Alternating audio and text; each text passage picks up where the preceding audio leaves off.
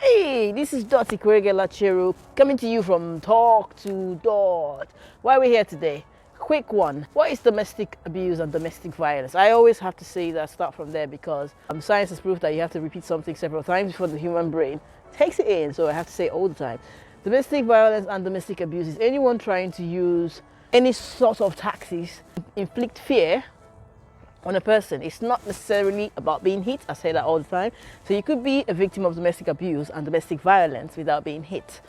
Now, do you know anyone that's going through domestic abuse and domestic violence? The first thing people say is, I don't think so, or I can never go through that. Doesn't happen that way. It's not always like that. So basically, it doesn't always start from the violence.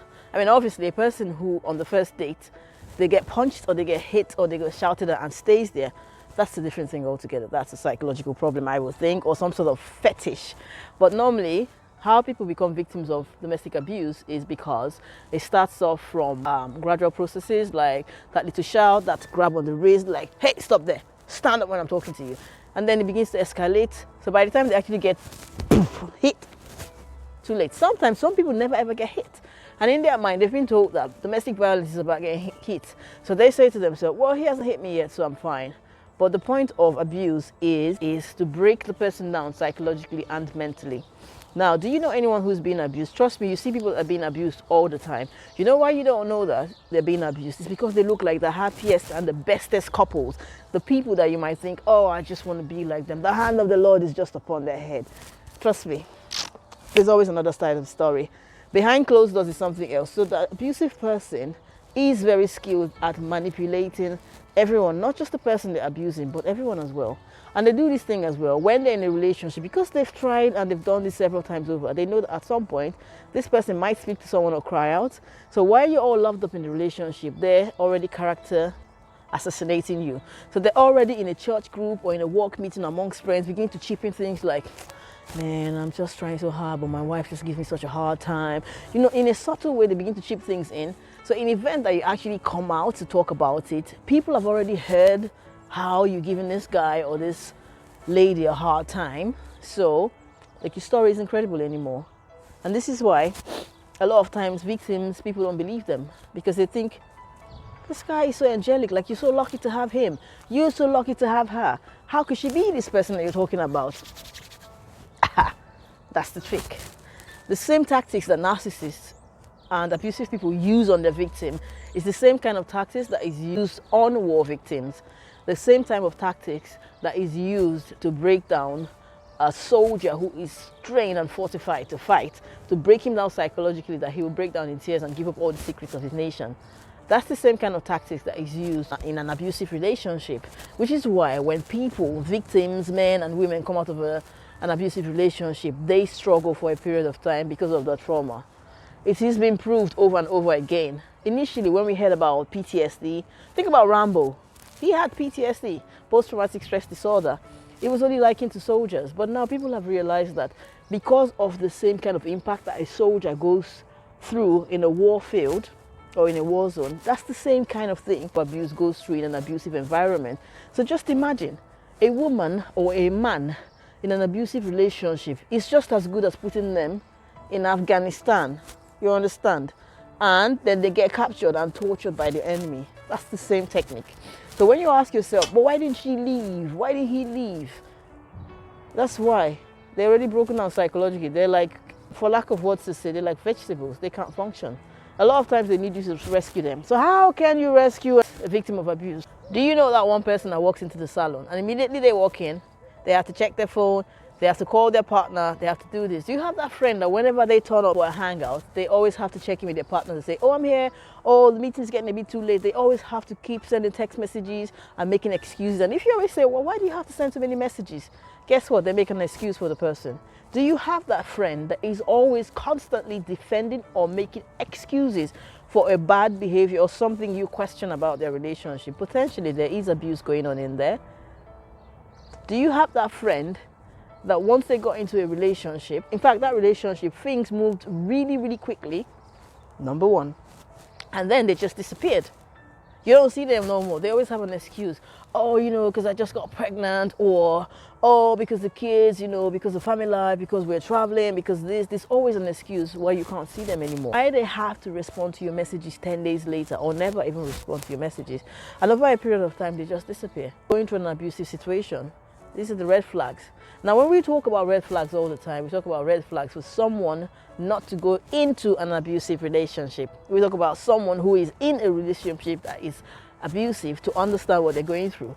But I'm talking about red flags that you will spot to see that, hey, Philomena, she's going through abuse. Hey, Aggie's going through this thing. Liz must be going through something. I don't see Liz no more.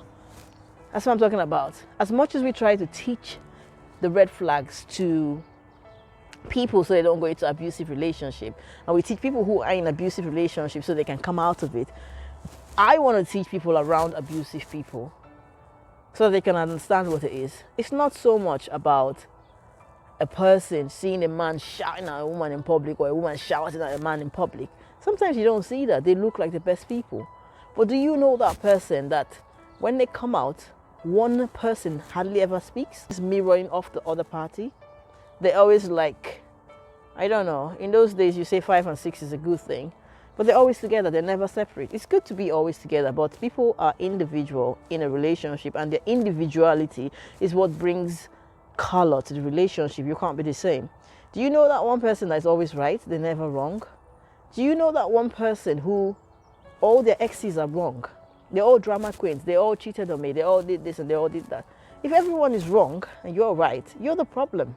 If you keep doing the same thing over and over and over and again, you are the problem. Do you have that one friend that they just want to isolate them, say, oh, my friends are bad, that's why I don't want you to meet them, they're just so negative. Oh, I'd rather do this on my own. Do you have that one person in a relationship where their spouse makes all the decisions like they got no brains? Now, you have to understand, in an abusive relationship, abusers go for really, really smart people. So why you think that, oh, it's just one, you know, it's just one commoner that got in an abusive relation, that's why she wasn't smart, she wasn't streetwise? No, the very, very intelligent people go through abusive relationships as well. They're not people from broken homes, they're people from really stable homes. They're people who have that gift of, they have that human gift. They want to save the world. They want to be good to everyone. They want to do the right thing always. However, they fall vulnerable to people like this because people like this are skilled in spotting them out. So, in a nutshell, there's lots of people around you every day getting abused. And you see them, but you just don't know. You see them all the time, but you just don't know. A lot of times, when a person has gone through an abusive relationship for a period of time and they've literally given up on themselves, you know what they do? When they have that one opportunity, it's either they've given up and they've said, well, this is it, we die here together. Or they're thinking, I need an opportunity to talk to someone about my situation. You understand me? Good. So they will hint their friends and their family and their pastors and people. But if you don't understand what they're trying to say, you won't get it. Because with an abused person, when they make that one phone call to their sister-in-law, to their mother-in-law, to their friends, to their pastor, when they have that one conversation, they're not going to come out and say, he's abusing me, she's abusing me. They won't say that because, one, they're thinking about being judged. Two, they don't know if you're going to tell their partner because they don't know where your loyalty stands. So they will chip in things. They want to ask questions like, is it normal for this to happen? Oh, I know that friend that this is happening to. You understand? They want to see your responses. And this is why we need to be sensitive to our environment. If we don't all lift each other up, then we're all going to sink. There's a reason why you have one right hand and one left hand and one right foot and one left foot and one head. The reason why you have that, because all of the body parts function together and they support each other, which is why, you know, you have some tall people and some not so tall people. The idea is that when I go into a shop, because I'm really tall, I will ask that very tall person to help me get something from the top shelf. And because that really tall person is so tall and they probably can't do the lunges like I can do and the squats, I'll have them get something from the bottom of the shelf. So we all walk together. Just like a bee goes around buzzing about, taking pollen from one place to the other and fertilizing the other plants. The bee doesn't poop and hang on, it's honey. The bee poops and we eat the honey on bread. Sorry to sound like that, but that's what it is. So we all need each other to survive in this life. We all need each other to grow. We all need to look out for each other. If one person is broke psychologically, that cycle continues. It's like a virus. You understand? Until you nip it in the bud, it just keeps spreading.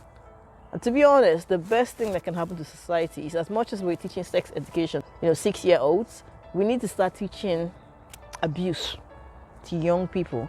Because I see a lot of times in primary school children and secondary school children, by the time they get to uni, it's already blown. Imagine a boy or a girl that grows up in a house, in an abusive environment. They've picked it up already by default. Now, for a child that grows up in a regular environment, they don't know what abuse is. They're in the same school with these people. So when they meet that boy or that girl that always wants to be around them, wants to send them 500 text messages every day, needs to talk to them all the time, gets a bit upset because they didn't answer their phone call. Oh, he's so cute. No, it starts from that. It starts from that jealousy. It starts from that control. It starts from the insults, the put downs, that grab on the wrist, and then before you know it, Bob's your uncle. So we need to understand these signs. We need to teach our children, we need to teach the younger generation, and we need to teach our generation as well. And a word for the wise, yeah? Parents, teach your daughters and your sons. Walk out of that relationship that is not good for you. It's better you carry your bag and your baggage, yeah? And come home. And when they do, welcome them home, yeah? And then when they've come out, then you can try to resolve whatever it is that you think you can resolve from outside. But when they're in it, they will die there. You understand? And there's a lot of ways people can die. They can die the physical death. They can die the spiritual death. The spiritual death is the worst. Do you know why the spiritual death is the worst? The spiritual death is the worst because your raison d'etre, your reason for being alive, what keeps you happy, it dies, but you're still living. You're like the walking dead. The physical death, that's the easiest one, because you're gone and you've gone to peace. You've gone away from the troubles of this life, from the shouting, the violence, the beatings, the everything. But when you're alive and you're emotionally damaged, that's the worst place to be, because you're not just a problem to yourself, you're a problem to everyone around you. So please, if you are in an abusive relationship, or these things that I talk about all the time sound like very close to home or across the road, please seek help, or please help them. Remember, if you are going through abuse and you are a victim of abuse, or you think you are a victim of abuse, as much as you have been blamed and shamed and insulted all the time, it is not your fault, and it is never your fault. You understand me? You're not alone. Talk to someone. Talk to Dot. One love, peace, guidance, and respect.